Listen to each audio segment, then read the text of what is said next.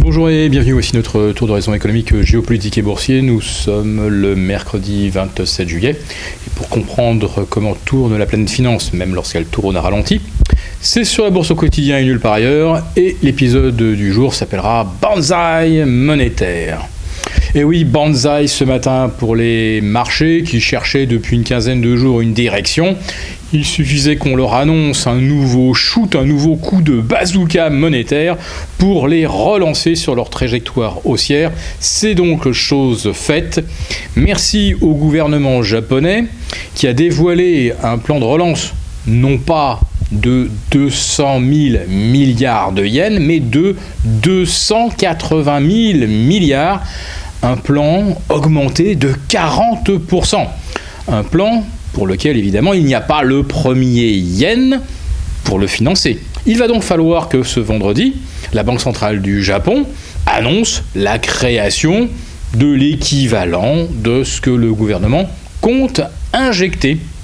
Nous avons fait le calcul. Cela rajoutera 5,7 milliards d'euros par mois.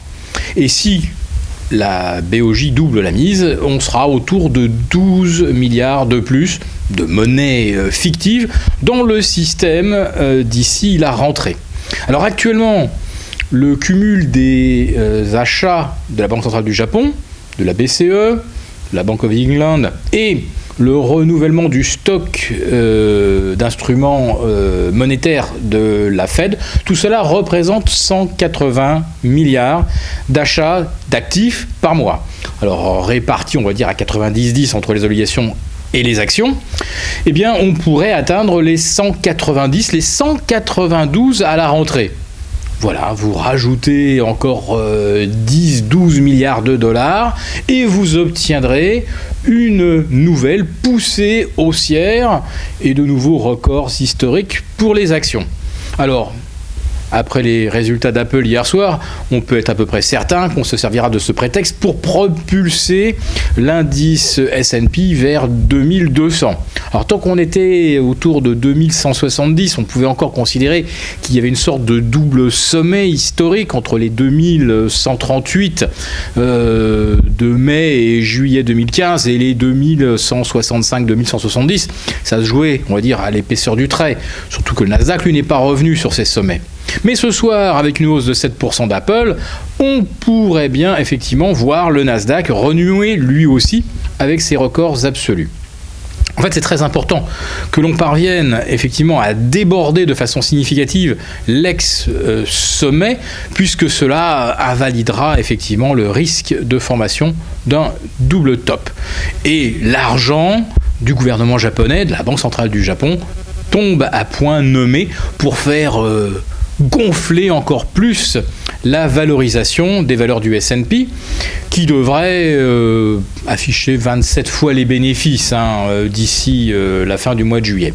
Car les résultats d'Apple, qui vont provoquer une hausse de 7% du titre cet après-midi, sont mauvais. Ils sont en baisse de moins 27%, le chiffre d'affaires est en baisse de près de moins 14,5%, mais bien sûr, on va vous servir le meilleur que prévu, ou plutôt le moins pire que prévu. Alors entre le moins pire que prévu et la fausse monnaie des banques centrales, il est clair que les banques centrales ont décidé de propulser les marchés toujours plus haut. Alors il n'y a évidemment plus aucun lien entre la valeur des actions et les profits réalisés, plus aucun lien avec l'actualité. On en est maintenant à un attentat tous les 2 jours sur le sol européen et on va finir la semaine peut-être en hausse de 2 ou 3%. On va avoir un duel Trump-Clinton, ce qui est à peu près le pire scénario qu'on pouvait imaginer depuis 40 ans aux États-Unis. Et les marchés ne se posent pas du tout la question de savoir si l'un ou l'autre de ces personnages va entreprendre une politique qui débouchera sur une catastrophe diplomatique. Pour l'instant, donc, la seule chose qui compte, c'est l'argent injecté, la banzai monnaie de la Banque centrale du Japon. Et les bénéfices sont aujourd'hui une dimension totalement, on va dire, romantique. Enfin, je vous donne un exemple. BP, British Petroleum, annonce une baisse de 70% de ses profits. Est-ce que le titre baisse ce matin ? Pas du tout. puisque le dividende sera maintenu. Comment ça ? Dividende maintenu avec une baisse de 70% des bénéfices ? Mais qu'est-ce qui se passe ? C'est très simple. Il suffit de stopper totalement les investissements, de licencier des salariés, et vous pouvez continuer de servir leur pitance aux actionnaires.